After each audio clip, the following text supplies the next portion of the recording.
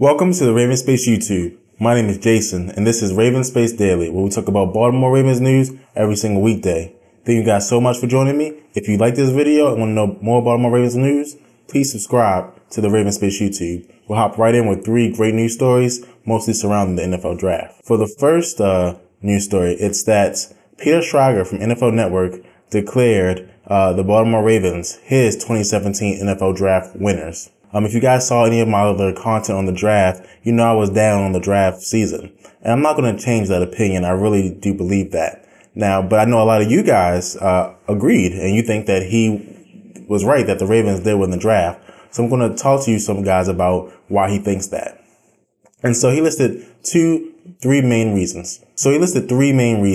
And the first reason is that it gets back to what the Baltimore Ravens are. The Baltimore Ravens have always been a good defense, a painfully good defense. And by painfully, I mean they hit other people in the mouth. If you came across the middle, you had to worry about Ray Lewis. You had Ed Reed in the back making amazing plays. You had players like Boulware, Chris McAllister that were scrappy, Haloti Ngata, and these different things like that. And he said that this draft helps us get back to that identity. And I do agree that this draft accomplishes that. I don't know if we need that to win. I think that if we, do become more of a finesse team, we can still win. It might not be the way we like to win, and it might not be, equipped for the team that we have, but you can win either way. But again, the Ravens choose to win by defense, and so that's what they've done in this draft. Another reason that he was very excited, there's players on the board that don't have high potential, but the Ravens has some draft picks that are loaded with potential. Both of the guys from Alabama, Marlon and Tim Williams, they are going to have a lot of potential. Marlon Humphreys does have high potential. Tim Williams has out of the world potential. I do think that, even though I'm not a fan of the pick, he has a high potential. I'm not going to lie to you guys there. I do think that Tyus Bowser has a lot of potential as well. And it's just a high potential draft. It's just that I was disappointed that the high potential is all on defense. And then lastly, he made the point, in order to win the AFC North, you have to have good defense. You don't expect the games to be high scoring. And I completely disagree with that. Again, I think Peter's a smart guy. And go to NFL.com to see some of his work. But I do think that in order to win our division now, you have to be able to throw the football. And I'm a little worried.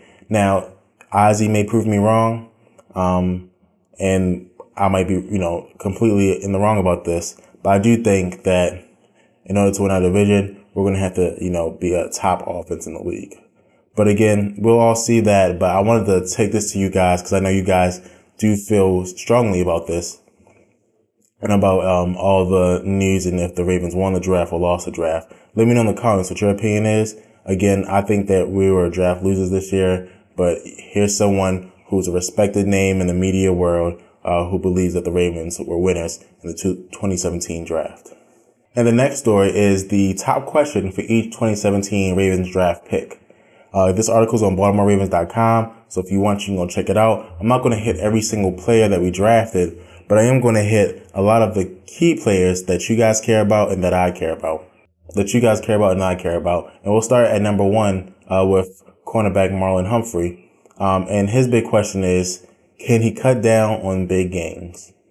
And so if you guys, watch the table Marlon, you saw that, he played great man coverage, but there was times where his aggressiveness got the better of him. And as a starter, he gave up 19 yards per completion, which is a lot, right? In the NFL, that would kill you. So, Jimmy Smith had this problem as well, but he has to be able to calm his aggressiveness down. And will he be able to do that at the next level?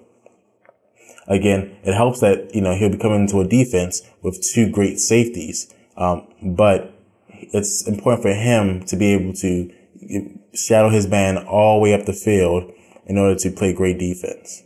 And the next person we're going to skip Tyus, and we're going to go to my favorite draft pick of this draft, Chris Wormley. So Chris Wormley, Michigan, of course, defensive end, and his question was, will he turn into a top-notch pass rusher?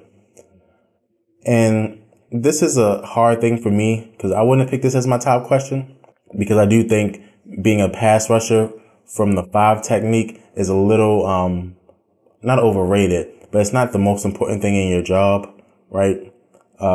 You have to be able to stop the run and hold bodies. But again, if you can pass rush from that position, it's a great thing. But in a 3-4 defense, I'm not really expecting that. But will he be able to do it? I'm leaning probably not. He was never a great pass rusher, but he is a great big body. And I'm going to be happy with him even if he doesn't turn into a top-notch pass rusher. If he protects our linebackers, especially Terrell Suggs, and if he's able to control the run game. And then the last player we're going to talk about, and the question for, each player is Tim Williams. You guys know I had to talk about Tim Williams. You guys love Tim Williams. I do not. Will he ever turn into an all-around prospect? And so the Ravens website says that, he's already going to be valued as a pass rusher. And that's a good thing. All right. And again, in the defense nowadays, you have to be able to do everything, especially at the linebacker positions. You have to be able to guard tight ends and running backs. And sometimes, depending on the formation, you'll get placed on the slot every now and then.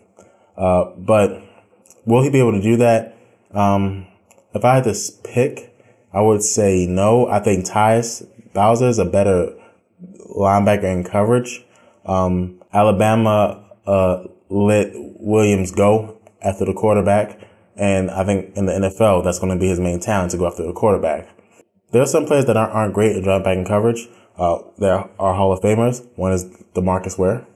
He was never great at dropping back, but his ability to get to the quarterback with such a coveted ability that he has a chance to, get into the Hall of Fame. I think Tim Williams could be in the same mode as that, where he can be a great pass rusher if everything comes together. And then the last story of the day also comes from BaltimoreRavens.com. And it's about the draft winners. Who are the biggest draft winners? And I covered this a little bit about my day one draft winners, but this is for the entire draft. And this comes from the Baltimore Ravens. The one I did was based solely on my opinion. And so I'm going to list the people who they think won, and then I'm going to expound on them a little bit. So the first one is Dean Pease. Again, please go back and see my other video. Dean Pease got off great. He has so many new pieces to work with this season. And the defense that I believe he coached exceptionally well and overachieved for the talent that they had. I think he's going to take this defense and become the best defense in the league. I think he's a great coach. The Ravens got lucky that he's a little bit older than you want your coach at. So a lot of people, aren't really trying to make him a head coach. And he's content with being a defensive coordinator. And I think we're going to have him as a defensive coordinator for the rest of his career, if John Harbaugh stays and doesn't get fired. They have Terrence West. Terrence West is a winner in a lot of senses. He's now the number one running back on the team. And we'll see where it goes. And because the Ravens didn't draft another running back, he'll still be the number one running back on the team. Michael Campanaro and Chris Moore. I think more Chris Moore than Campanaro. But what happens is, now that you don't draft a receiver, these two get on the field. And in my opinion, Chris Moore is the number 3 receiver right now. Which is going to be a big deal for him. Camp is going to get some space because he's a better slot runner from what I've seen. So he'll get some time, but I think Chris Moore is a big winner in this draft. Now the Ravens did bring on some other receivers, but I think Chris Moore right now is a giant winner in this draft. And the next one is John Urschel and Ryan Jensen, offensive linemen. Of course, the Ravens waited until the 3rd day to get offensive linemen, so they called this a winner for the offensive linemen. And then lastly, Kamali Correa, who now is a starting middle linebacker because the Ravens, again, didn't draft the middle linebacker in the draft.